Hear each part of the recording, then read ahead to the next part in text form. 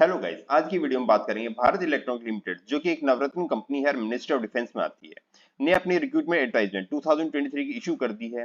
Guys ये recruitment CA qualified and CA में qualified candidates के लिए है। गाइस बहुत ही अच्छा पैकेज ऑफर किया गया है, नंबर ऑफ वैकेंसीज भी काफी है। Before starting the video guys, अगर आप भी पब्लिक सेक्टर एंटरप्राइजेस के सिलेक्शन प्रोसेस को जानना चाहते हैं तो उसमें मैंने एक अलग से वीडियो बना रखी है। उस वीडियो का लिंक मैं डिस्क्रिप्शन बॉक्स में भी शेयर कर दूंगा, आप वहां से भी जाकर चेक कर सकते हैं। Let's start the video.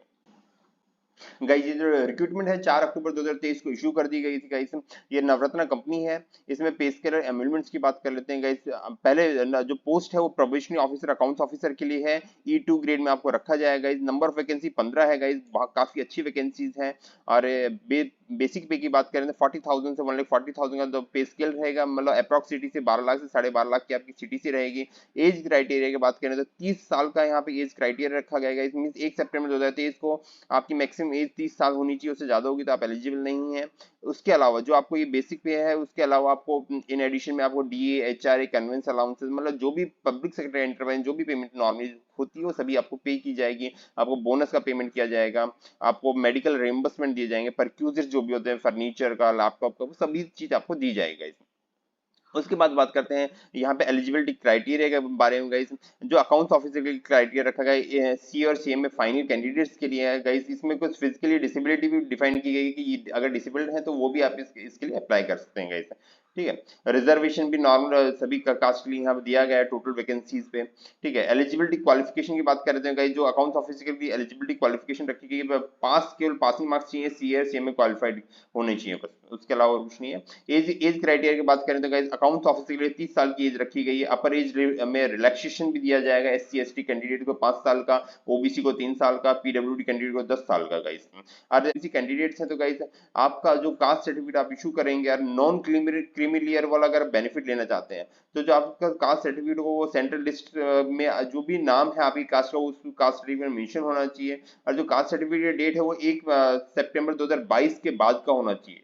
ठीक है, उससे पुराना होगा तो वो वैलिड नहीं होगा। गाइस इसी तरह S C S T candidates हैं तो उनका जो भी कास्ट है, कास्ट का नाम सेंट्रल लिस्ट से मैच होना चाहिए। और उसमें डेट ऑफ इशू लिखा रहना चाहिए आपके कास्ट सर्टिफिकेट की किस दिन इशू किया गया था। लेटेस्ट फॉर्मेट जो भी इशू गवर्नमेंट ने प्रिस्क्राइब किया हो उस फॉर्मेट में होना चाहिए। इसी तरह ईडब्ल्यूएस कैंडिडेट्स अगर कुछ भी हैं तो उस केस में भी आपका जो इनकम एंड एसेट्स का जो बेस लिया जाएगा फाइनेंशियल ईयर 21-22 का लिया होना चाहिए। और ये ऑन और आफ्टर 1/4/2022 के बाद का इशू होना चाहिए, उसमें फोटो आपका लगा होना चाहिए। ये सारी कंडीशन है। इसी तरह पीडब्ल्यूडी के लिए मिनिमम 40% डिसेबिलिटी होनी चाहिए। तो ये सब चीज आप इसमें देख लेना। Guys number of post total 15 vacancies है। गाइस प्लेस ऑफ पोस्टिंग की बात करें तो आपको ऑल ओवर इंडिया कहीं भी पोस्ट किया जा सकता है। गाइस जो जहां भी कंपनी के ऑफिस होंगे वहां पे आपको पोस्ट किया जा सकता है। लास्ट डेट ऑफ एप्लीकेशन की बात करें तो 28 अक्टूबर तक आप अप्लाई कर सकते हैं, तो जल्दी जल्दी अप्लाई कर लीजिए अगर आप इसके लिए एलिजिबल है तो। गाइस फीस की बात करें तो 1180 रुपया की फीस रहेगी general EWS and OBC non criminal candidates के लिए। Guys S C S T PWD ESM candidates के लिए एग्जाम है, के लिए उनको कोई फीस पे करने की जरूरत नहीं है।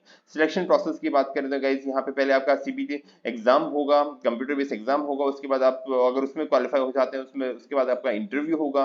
और इन दोनों के ही मार्क्स आपके कंसिडर किए जाएंगे सिलेक्शन के लिए। गाइस और जो भी आपका कॉल लेटर का गाइस वो वेबसाइट पे ही आएगा, आपका एक लॉगिन बनेगा, वहां पे उसी पे आपको कॉल लेटर मिलेगा, कोई मेल अलग से नहीं की जाएगी इसे। अरे टेंटेटिव डेट भी दी हुई है कि मींस दिसंबर के आसपास आपका एग्जाम हो जाएगा।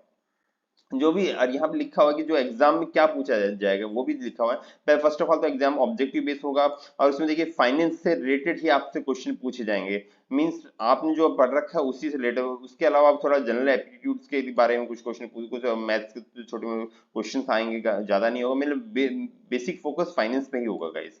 तो बहुत इजी है। और अप्लाई करना गाइस इसको आप देख लेना कैसे अप्लाई करना है, वो पूरा प्रोसेस यहाँ लिखा हुआ है, मैं इसमें डिटेल में नहीं जाऊंगा। और शॉर्ट लिस्टिंग प्रोसेस की बात कर लेते हैं गाइस। यहाँ पे जो जनरल ओबीसी और नॉन क्रिमिनल लेयर को मिनिमम 35% मार्क्स स्कोर करने होंगे सीबीटी एग्जाम में। जो भी आपका है मिनिमम स्कोर इतना रखा गया है क्वालिफाई करने के लिए। इसी तरह S C S T PWD candidate को 30% मार्क्स स्कोर करने पड़ेंगे।